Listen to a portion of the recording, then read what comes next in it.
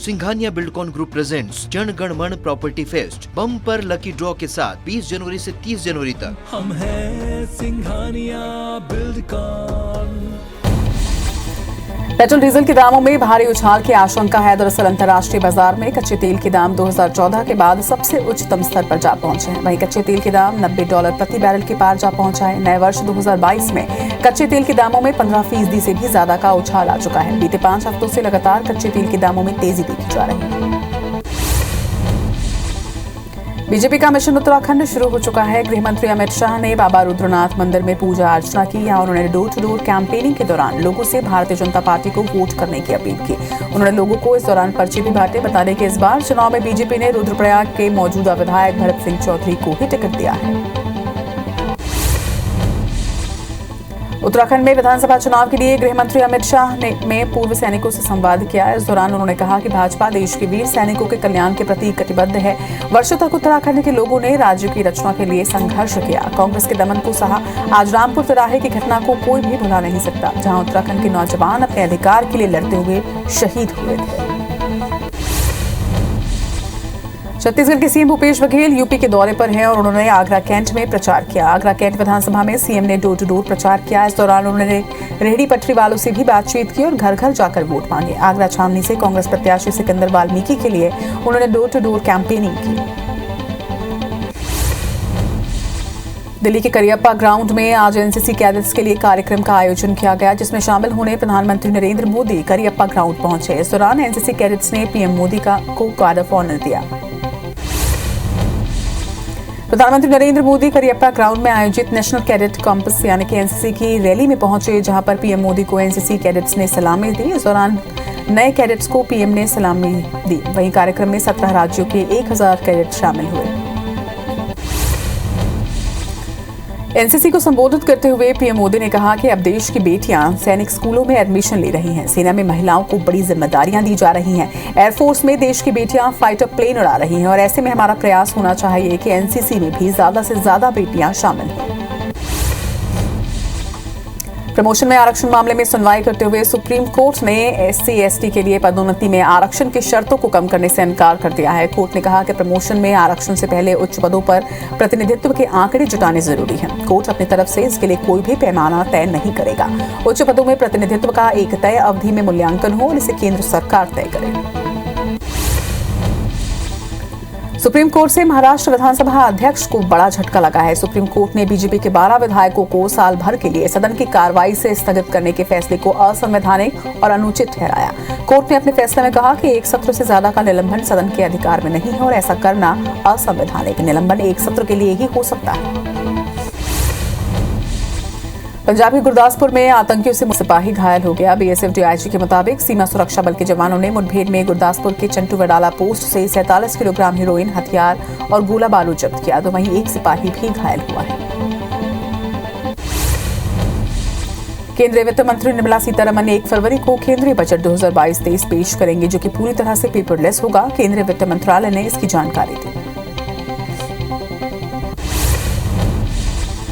RRB NTPC परीक्षा में धांधली को लेकर बिहार के छात्र संगठन नाराज हैं, जिसके विरोध में बुलाए गए बिहार बंद के बाद कई जगहों पर सुबह से ही प्रदर्शन शुरू हो चुका है। पटना समेत हाजीपुर में राष्ट्रीय जनता दल के कार्यकर्ताओं की तरफ से भी विरोध प्रदर्शन किया गया। अखिल भारतीय छात्र संघ रेलवे भर्ती बोर्ड की परीक्षा प्रक्रिया में कथित अनियमितताओं को लेकर लगातार विरोध प्रदर्शन कर रहा है। वहीं छात्रों के बिहार बंद के ऐलान का विपक्षी पार्टियों ने भी समर्थन किया। इसको लेकर कांग्रेस समेत कई पार्टियों ने बयान जारी किए हैं। बिहार और यूपी में छात्रों पर लाठीचार्ज के विरोध में भोपाल में एनएसयूआई ने प्रदर्शन किया। एनएसयूआई ने पीएम मोदी के खिलाफ नारेबाजी भी की। इस दौरान पुलिस और एनएसयूआई कार्यकर्ताओं में झड़प भी देखने को मिली।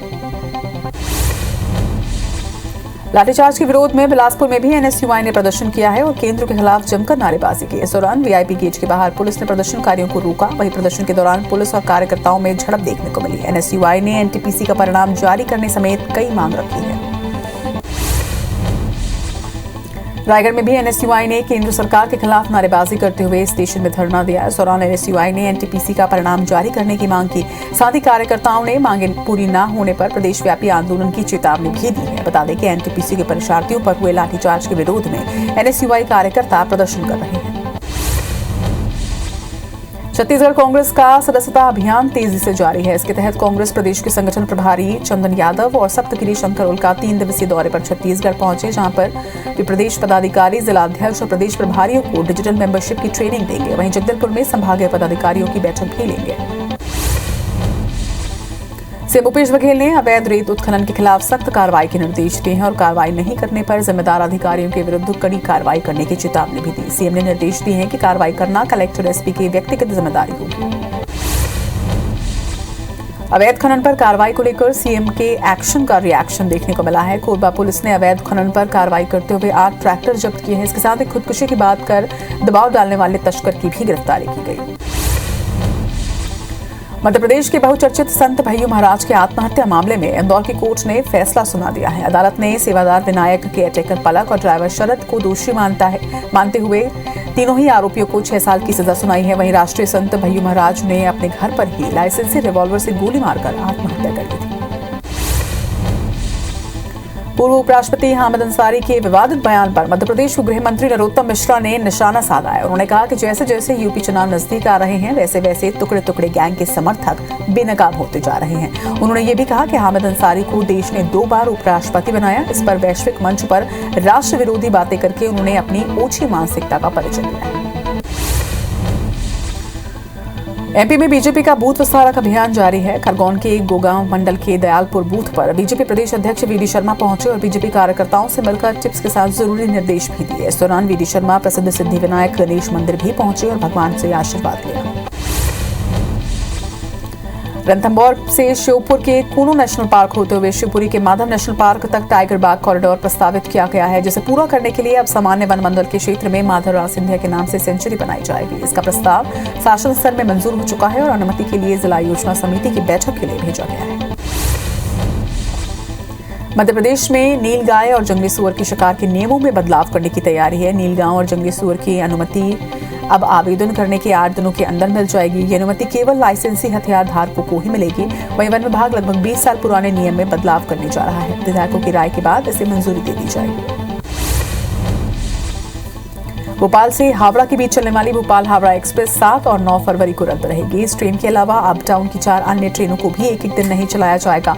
रेलवे ने धनबाद रेल मंडल के सिंगरौली, करेला रोड, चुरकी और महदैया स्टेशनों के बीच पटरी जोड़ने के काम की वजह से ये फैसला लिया है। छत्तीसगढ़ विधानसभा के आगामी बजट सत्र में प्रश्नों की सूचनाएं ऑनलाइन ली जाएंगी। इसके लिए नया वेब एप्लीकेशन भी तैयार करवाया गया है, जिसके जरिए विधायक आसानी से ऑनलाइन प्रश्नों की सूचनाएं पेश कर सकें। इसके लिए विधानसभा सचिवालय में शुक्रवार को ट्रेनिंग भी रखी गई। बिलासपुर हाईकोर्ट ने प्रदेश के विभिन्न फैमिली कोर्ट में न्यायाधीशों की पदस्थापना की है। वहीं छत्तीसगढ़ शासन की अनुशंसा पर हाईकोर्ट ने न्यायाधीशों का तबादला आदेश जारी किया, जिसके मुताबिक बिलासपुर में पदस्थ सष्टम अतिरिक्त जिला एवं सत्र न्यायाधीश पंकज कुमार जैन को स्थायी लोक अदालत बिलासपुर में अध्यक्ष के पद पर पदस्थ किया गया। जेल में बंद कालीचरण के खिलाफ रायपुर पुलिस को ठगी की शिकायत मिली। रायपुर एसएसपी को पोस्ट के जरिए एक लिखित शिकायत मिली है, जिसमें कालीचरण पर महाराष्ट्र के अकोला निवासी एक महिला ने 25,000 रुपए ठगने के आरोप लगाए हैं। पत्र में अकोला निवासी महिला ने कालीचरण पर ठगी का आरोप लगाया है।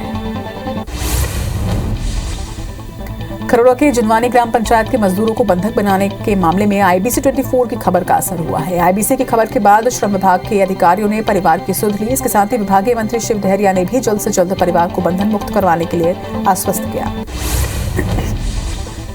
जांजगीर चांपा के जिले के 2 धान खरीदी केंद्रों में लापरवाही बरतने पर कलेक्टर ने बड़ी कार्रवाई की है। कलेक्टर ने खरीदी केंद्र को दोनों ही प्रभारियों को सस्पेंड कर दिया है। इसके साथ ही दोनों पर एफआईआर दर्ज करने के निर्देश भी दिए गए। मसानिया खुर्द और मिस्दा समिति के प्रभारी पर निर्धारित मात्रा से ज्यादा धान खरीदी का आरोप है। धार्मिक भावना को ठेस पहुंचाने के आरोप में अभिनेत्री श्वेता तिवारी के खिलाफ मामला दर्ज किया गया है। श्वेता तिवारी ने धर्म विशेष को लेकर विवादित बयान दिया था। वहीं वीडियो के सामने आने के बाद गृह मंत्री ने मामले में कार्रवाई के निर्देश दिए थे। श्वेता तिवारी वेब सीरीज के प्रमोशन को लेकर भोपाल आई थी। पेंड्रा इलाके में इन दिनों कड़ाके की ठंड पड़ रही है। पेंड्रा में पारा 6 डिग्री तक पहुंच चुका है, तो वहीं अमरकंटक में 4 डिग्री न्यूनतम तापमान दर्ज किया गया। शीतलहर से जनजीवन पर यहां खासा असर पड़ रहा है। कवर्धा जिले में कड़ाके की ठंड पड़ रही है। वहीं जिले के चिल्फी घाटी, बेंदा, शीतल पानी इलाके में शीतलहर चलने की वजह से कड़ाके की ठंड पड़ रही है। कई गांवों में पारा न्यूनतम स्तर पर पहुंच चुका है। वहीं ओस की बूंदें जमने से पहाड़ियों पर नजारा आकर्षक लग रहा है। मध्य प्रदेश के 25 जिले शीतलहर की चपेट में हैं, जिसकी वजह से प्रदेश के 14 शहरों में तापमान 5 डिग्री से भी कम रहा, जबकि पंचमढ़ी में 1.5 डिग्री तापमान दर्ज किया गया। तो वहीं राजधानी भोपाल में इस सीजन में 12 कोल्ड डे का ऑल टाइम रिकॉर्ड भी बना है। बता दें कि मौसम विभाग ने एमपी के 29 जिलों में अगले 48 घंटे के लिए शीतलहर का ऑरेंज अलर्ट जारी किया है। मध्य प्रदेश में कोरोना संक्रमण तेजी से बढ़ रहा है। प्रदेश में 24 घंटे के अंदर कोरोना के 9,532 नए मरीज सामने आए, जिससे मध्य प्रदेश में एक्टिव मरीजों की संख्या 71,203 पर पहुंच चुकी है। वहीं 24 घंटे में 6 मरीजों की मौत भी हुई है, जबकि प्रदेश में 10,547 मरीज स्वस्थ हुए। राजधानी भोपाल में कई डॉक्टर कोरोना की चपेट में आ रहे हैं। जेपी और हमीदिया अस्पताल में 76 से ज्यादा डॉक्टर और नर्स संक्रमित हैं। तो वहीं बूस्टर डोज लगने के बावजूद जेपी हॉस्पिटल के अधीक्षक कोरोना से संक्रमित हैं। डॉक्टर और नर्स के संक्रमित होने से ओपीडी में दिक्कतें हो रही हैं।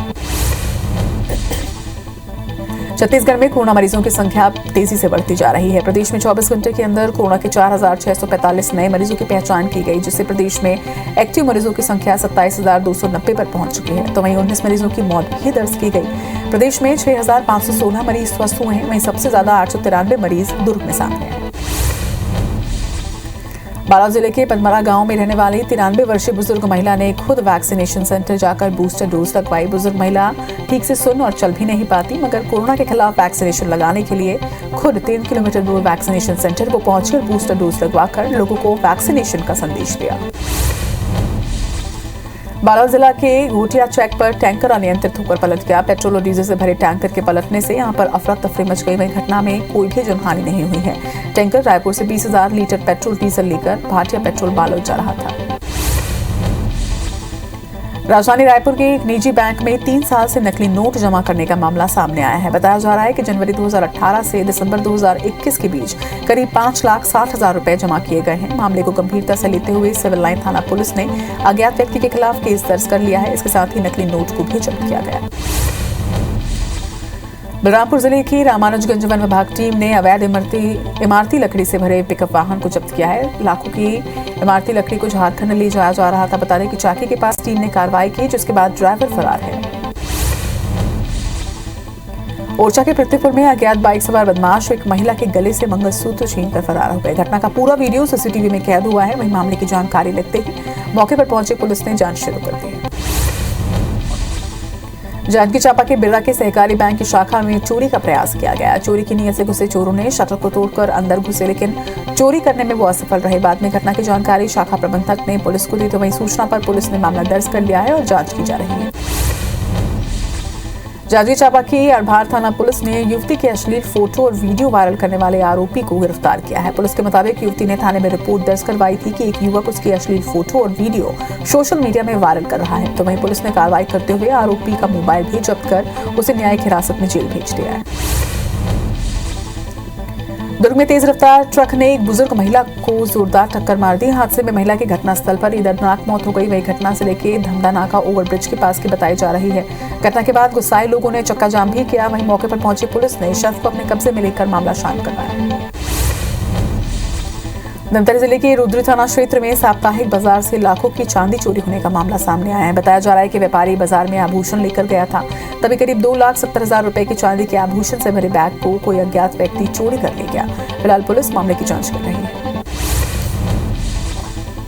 कवर्धा जिले के बोरला थाना क्षेत्र में एक महिला को दहेज के नाम पर प्रताड़ित करने का मामला सामने आया है। विवाहिता की रिपोर्ट पर पुलिस ने दहेज प्रताड़ना के आरोप में पति, सास, ससुर समेत 7 लोगों को गिरफ्तार कर रिमांड पर भेजा है। दमोह में पिछले 3 दिनों से लगातार एक तेंदुआ घूम रहा है। तेंदुए को पकड़ने के लिए पन्ना टाइगर रिजर्व और वन अमला लगातार 3 दिनों से स्थानीय पुलिस के साथ मिलकर प्रयास कर रहा है। वहीं तेंदुआ ग्राम बिजौरा से तेजगढ़ क्षेत्र में पहुंचा है, जिससे देर रात में ड्रोन कैमरे से ली गई तस्वीरें सामने आई।